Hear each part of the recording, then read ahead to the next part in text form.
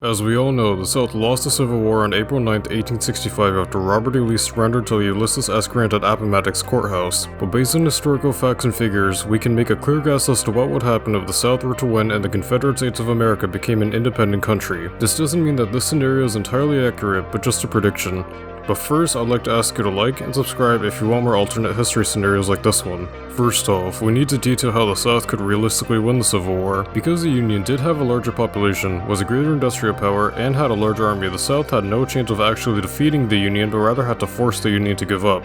With this in mind, there is a single highlighted moment where the South had a chance of victory. In our timeline, a message was sent by General Lee detailing an invasion of Philadelphia which was intercepted by the Union and used to catch the Confederates off guard. But in this timeline, the message reaches its destination and Confederate troops march right into Philadelphia, catching the incompetent Union generals by surprise. With Philadelphia under Confederate control, the northern cause seems hopeless and peace negotiations are drawn up recognizing the newly formed Confederate States of America. After this new nation is formed, I don't expect relations to completely soothe between the USA and CSA with a large amount of tension always present in the atmosphere. With Reconstruction in both countries underway, I don't expect any notable events to occur during this time period until the early 1880s when the Confederacy buys Cuba from Spain. In our timeline, the South wanted to buy Cuba from Spain as a fit-in with their agricultural economic model, and many of the ethnic natives could be exploited for agricultural purposes. With the South void of any obstacles stopping them, they would purchase the Caribbean island from Spain and make it the 12th Confederate state. A notable event that happens in the United States is the relocation of their capital city. Washington DC would be too close to the border of the CSA and is indefensible, so it might become a ceremonial capital while the real governing of the country is done either in New York City or Philadelphia. When it comes to European alliances, the countries of England and France would almost certainly align themselves with the CSA. This is because of how reliant they were on the CSA's cotton exports and their obvious support of the South during the Civil War. For now, the CSA won't have to be too worried about the United States as they have both England and France to back them up in case something gets violent. During this time, slavery would still be a major part of the Confederacy and would put the CSA into an awkward position as almost every other Western nation has gotten rid of it by this point and causes the South to lag behind the rest of the world as the Industrial Revolution is starting to pick up steam. Also during this time, Mexico would still be broken in shambles, which could allow the CSA to buy off the Mexican states of Sonora and Chihuahua and integrate them into the CSA. This isn't too unrealistic a scenario because of the southern plan to create the Golden Circle, which in short was a plan to bring the entire Caribbean basin under southern control, taking out every country in the way.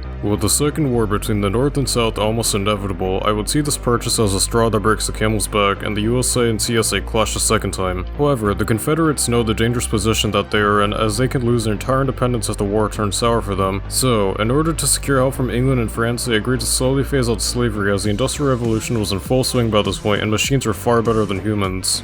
The second war would likely end in a northern defeat as the CSA retained its superior generals from the first war and now has the support of England, France, and maybe even Spain to back them up against the US. This defeat would solidify European support for the Confederacy as England and France choose time and time again to side with the South, and the North is forced to look for allies elsewhere. The most likely ally for the US in this scenario would in fact be Germany. This is because of the large German population present in the American Midwest by this time that makes up more than a third of the entire population, along with their shared hatred for Western Europe.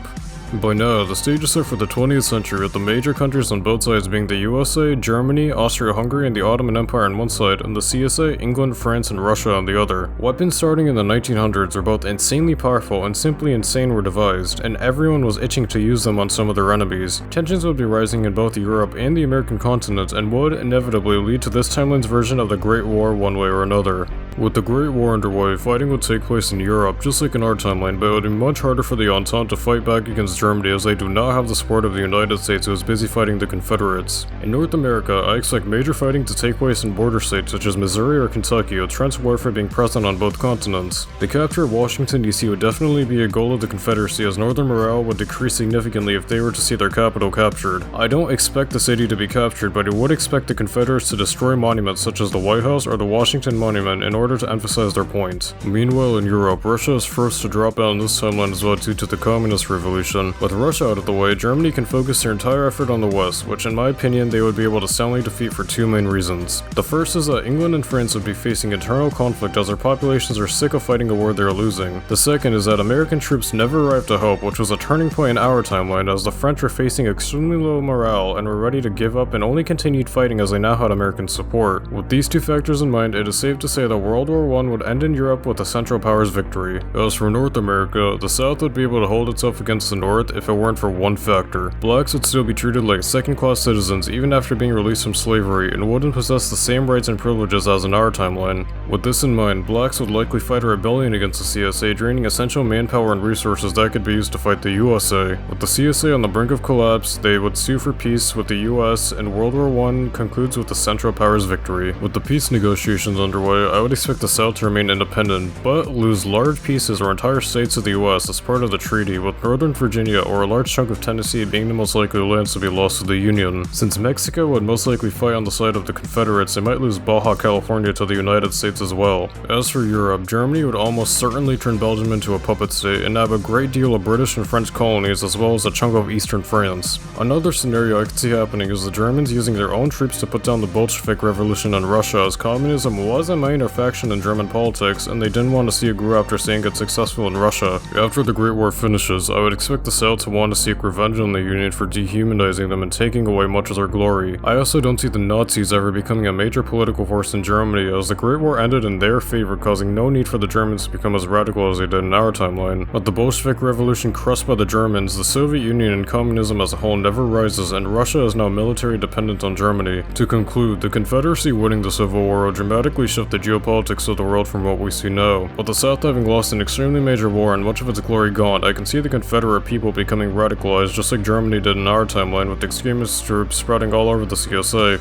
Due to this, I could see a possible Second World War happening in this scenario for similar reasons as in our timeline, but on the North American continent as well. It is extremely hard to see how this would play out, but it is fun to imagine. Still, I'd like to thank you for watching, and make sure to like and subscribe.